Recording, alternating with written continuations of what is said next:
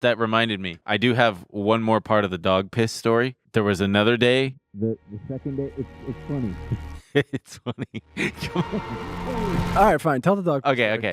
So I was walking the dog, and I'm in a good mood. It was the next morning, and she pees, and she leaves, a huge puddle of piss, and we're walking real slow, and this older woman is walking her dog. She's probably in her 50s. She's got her little dog. Her little dog comes up and sniffs the pee, and I just thought, I'm in an affable mood. I'm going to make a little joke here. The woman's back is to me as her dog is sniffing the pee. And I said to the dog, "Excuse me, sir, that's her piss?" Like this is my dog's piss. That's her piss. And the lady just turned around, just looked at me, and I just went, I was just kidding. And she just went, I know. So me and that lady are having a similar reaction. Yeah, I just was like, damn, that's New York, baby. This lady really just iced me out about my dumb little joke. Sorry. Thank you for entertaining that. That reminds me of, I don't know if I told it. This is one of the meanest things I've done. It's not that bad. Tell it. It's just, it's a similar vibe to that lady. What? So basically when we were in Greece, we met up with these people we had met on a boat we were with earlier in the day.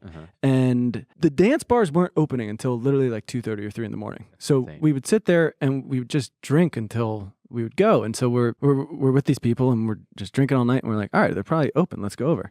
And we get in, we're having a great time. It's 4 of us. We're all dancing together. And it's like very much we're like in our own world. And maybe someone heard me say something to Phil and it was like, oh, Americans. And so this guy comes over and is like, where are you guys from? And the 2 French women were like, Paris, whatever. And then we were like, America. And he was like, where? Phil said New York. And I was like, California. He said, me too. Where? And I said, LA. And he said, I'm from San Francisco. And I said, I know. And he said, what? And I just went, yeah. And he was like, oh, my whole thing? And I was like, yeah. And he just was like, you're an asshole. And he walked off.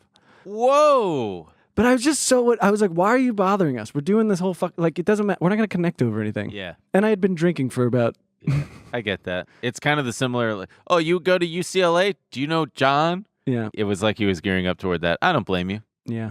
It's a good. But Phil was like, holy shit, dude. You just gave him a I could tell. Well, fuck you. That's funny. Well, speaking of that. Speaking of the best segue, should we talk about Shopify? Oh, yeah, man. These poor people. Poor Shopify people. So the stock. Not the head of Shopify, but the people getting laid off here. They laid off 10% of their global workforce, and they reported lackluster earnings. They had gone from the stock went up like 350% in 2020. It just of course, skyrocketed. Because what was the narrative? Everybody was saying that because of the retail's pandemic, dead. Retail is dead. Everyone's shopping online. Well, they said specifically, e-commerce's growth has been pulled forward by like 5 years. Right. Because you can see the trajectory of e-commerce sales as a percentage of total retail sales.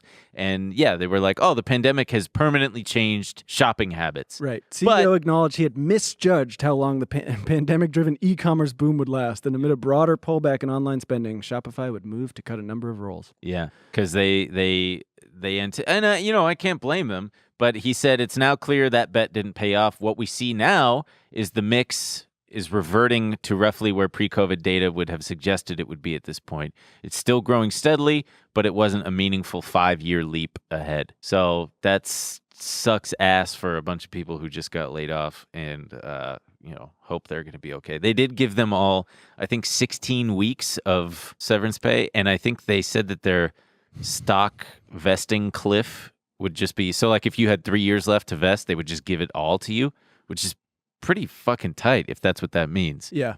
But it's still a lot of people. We were sharing that Reddit post of the guy who was like, I moved here. I just relocated from Spain. Family of 5. And because it's like, surely you'll get another job, you'll land on your feet. But for that high position role, he was talking about 6 months of interviewing. Yeah. Which is insane. Yeah. Who the fuck? Why are you guys taking so long? It's, hey, you smart? Yeah. Hey, you want a job? Yeah. How's this amount? Nah, higher. Okay, how's about this? Okay, yeah, good. And the time... Boom, done. And the time it took them to interview, their business model fell apart. Well, it's not that.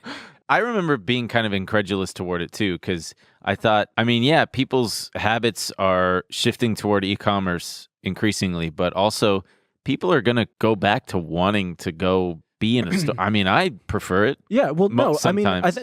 I mean, we're joking, but he made a bad bet. I don't blame him exactly. I think my fear was that everything was just going to become a hollowed out. I mean, we would drive around peak pandemic and we'd go, you'd see all the closed stores, and we were like, these are all just going to be Amazon fulfillment centers. Like, it's going to be so tragic. Yeah. And that hasn't happened, luckily. And they also had speaking of Amazon fulfillment, they had acquired some company for around $3 billion that is like a fulfillment type of deal to compete directly with Amazon. I remember that was like a big headline that Shopify is going to give Amazon a run for their money. And, I mean, so it's funny because they're still growing. It's just that the pace at which they were posting returns the last 2 years has slowed dramatically. They went from like 57% revenue growth to like 80% revenue growth to now back to, I think, 22% in quarter one and even lower for this second quarter.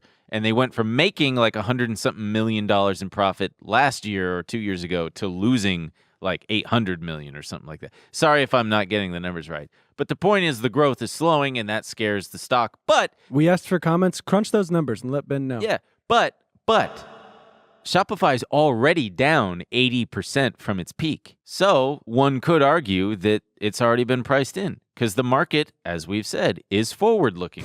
And the market has had time to process this shit. And that's why if you're out there and you've bet against it on earnings or something, they posted this bad, quote-unquote, bad quarter, the stock was up. And that's kind of like that's been a theme in this earnings season so far is stocks aren't reacting as negatively as you would think. It's all priced in, baby. Well, you could say that it might be priced in, but then, yeah, it might just be a quick little a moment of I don't know what the fuck word I'm looking for. Neutrality? Respite? I don't know. Was that the word you were looking for? I don't know. Someone's going to help me out. I don't know. Commenters,